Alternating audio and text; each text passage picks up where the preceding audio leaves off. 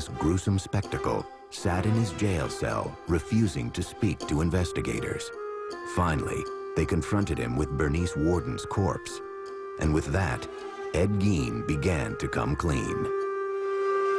He was perfectly happy to cooperate with the police. You know, all he asked for was a slice of apple pie with some cheddar cheese on top of it. And according to the investigator, Ed ate the thing, and after that he told them anything they wanted to know. They said, well, what's all these body parts in here, Ed? You know, how many people did you kill? All the dead stuff in his house, they just assumed that it was like murder victims. All told, Gein would confess to only 2 killings: Bernice Worden and Mary Hogan. The rest of his grisly artifacts, he said, were crafted from corpses he had stolen from local cemeteries.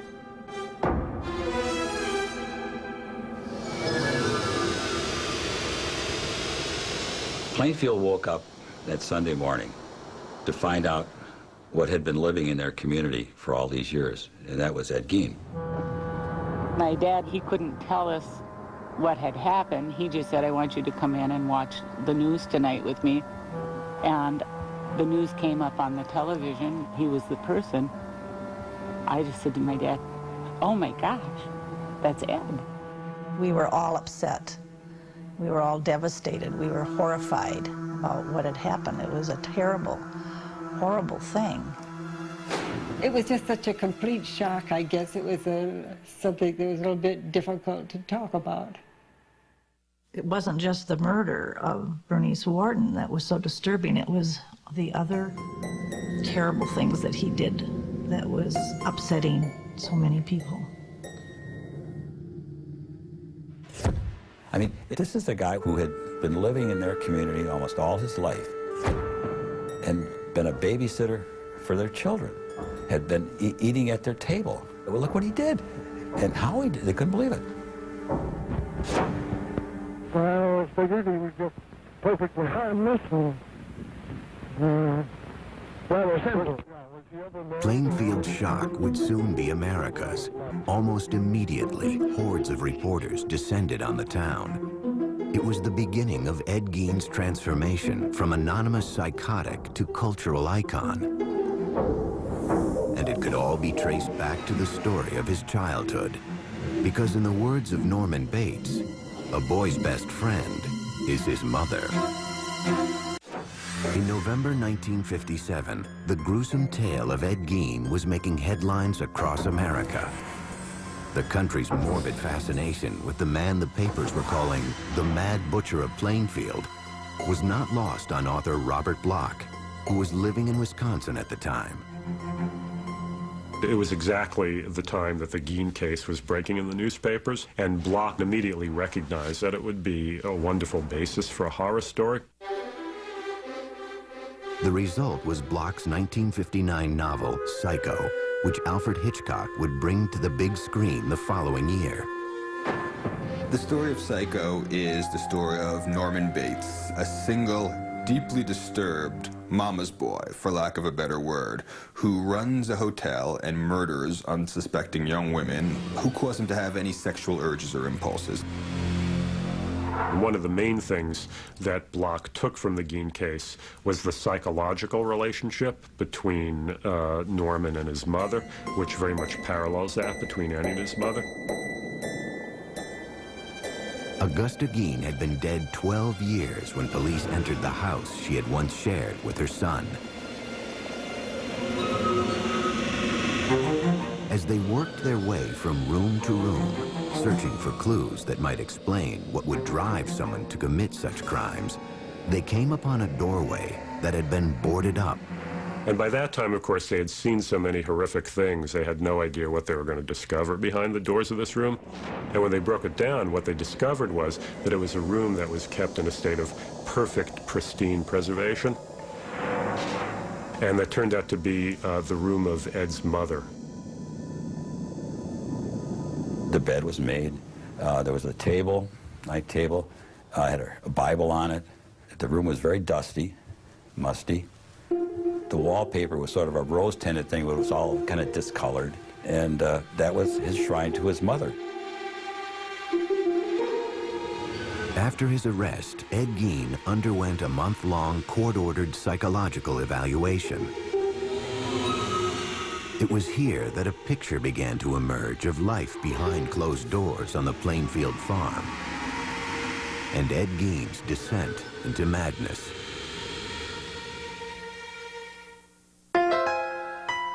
Born in 1906 in La Crosse, Wisconsin, Edward Theodore Gein was the son of an alcoholic grocery store owner and a strong-willed, God-fearing housewife. When he was 8, his mother Augusta insisted that the family leave their La Crosse home. One reason, apparently, she insisted that the family move from La Crosse was because, in her mind, you know, it was like Sodom and Gomorrah. With the proceeds from the sale of their grocery store, the Gein family settled onto a 200-acre farm in Plainfield. Isolated, the family dynamic grew stranger and stranger. Mr. Gein had a very strange relationship with his mother. It was a love-hate relationship. He listened to her and worshipped her and followed her very closely. She was religiously devout, if not fanatical woman. Very, very domineering, very, very strong-willed. I mean, she completely dominated her husband as well, Henry.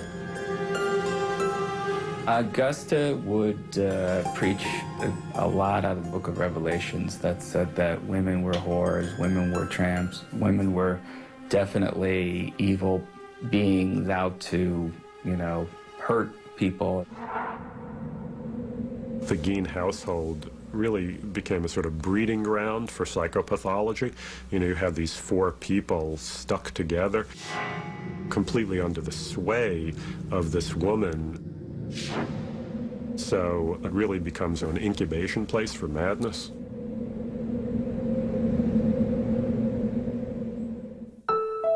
Gein attended school until the age of 14. An unremarkable student, his IQ would later be tested as average.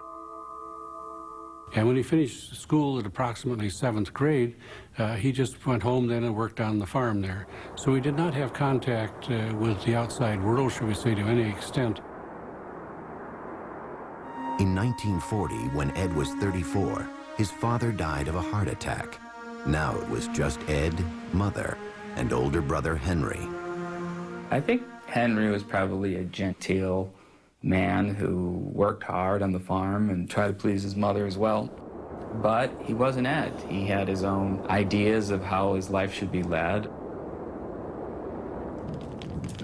In May 1944, Henry and Ed found themselves battling a brush fire on their property.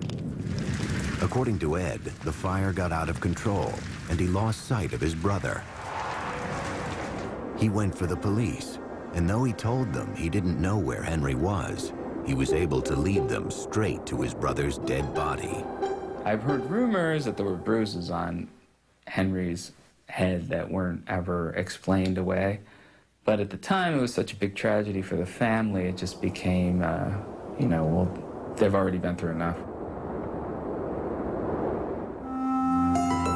Ed and Mother were now alone, but their union would be short-lived. Just months after burying her son Henry, Augusta suffered a stroke that left her partially paralyzed. When Mother became ill, had a stroke, and was paralyzed, he cared for her very closely and literally seemingly worshipped the ground she walked on. Sometime in 1945, Augusta Gein suffered another stroke. She died that December, a devastating blow to her 39-year-old son. His mother had completely undermined his manhood in every way. And at her funeral, he was reacting like a little schoolboy who had just lost his mommy, you know, and just crying hysterically. Everything that he knew in the world seemingly was gone. That was his one link with sanity that was remaining at that point.